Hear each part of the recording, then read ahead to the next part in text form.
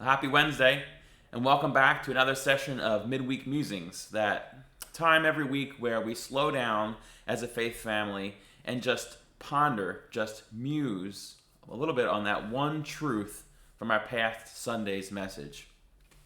This week, I don't have any flashy examples for you. I don't have any cute or funny skits. But as I've been sitting and just pondering, just musing on Mark Swartley's message for us on Sunday, I came back with this one foundational, almost simple, but very profound truth. And that's that we all have a story to tell. On Sunday, Mark Swartley gave us a testimony of how God provided and came through for him in just an absolutely crazy season in the life of Spruce Lake.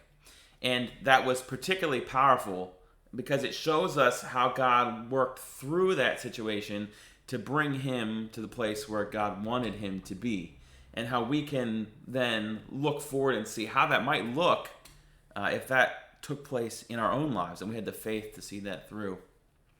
One aspect of Mark's story that he shared was his coming to the realization that the full armor of God came through for him.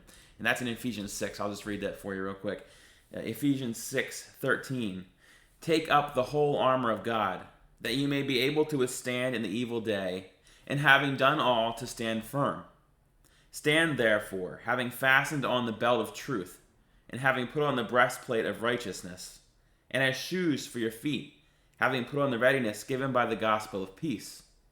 In all circumstances, take up the shield of faith, with which you can extinguish all the flaming darts of the evil one.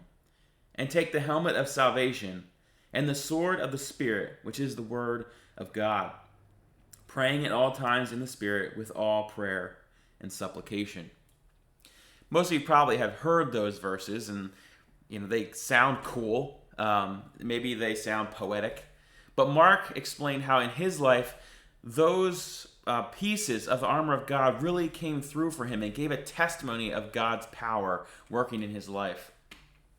Two of them that stood out to me. The first was the helmet of salvation. Now, I don't have any armor, but I do play hockey, so this is my hockey helmet, and it protects what can get through to me. It protects me.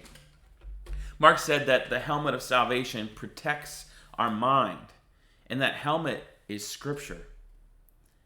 He told us that the Bible is protecting our minds and telling us what is truth when the world is trying to put all kinds of other things into our minds. And he encouraged us to maybe spend an hour in Scripture when we would spend an hour in the news. Do that instead. What effect might that have on your life, on your outlook on the world, and what you accept as truth? The second one that Mark pointed out that stood out to me was the shield of faith. And he encouraged us to look at God's faithfulness through the stories presented in Scripture, and then also to see God's faithfulness in our own lives and allow that to propel us forward in faith, trusting the unseen, that God will come through once again. Powerful stuff. My challenge to us this week is to not only rest and re-watch Mark's testimony, and do that, go back and watch that video, but to consider, what story do we have to tell? What story from our life of God coming through for us, of God leading us into the place where he wants us to be, do we have to share with the world? And then to go and share that story. May it be so in our lives. Have a great week. Our faith says, look at your own story. Look at the stories of Scripture.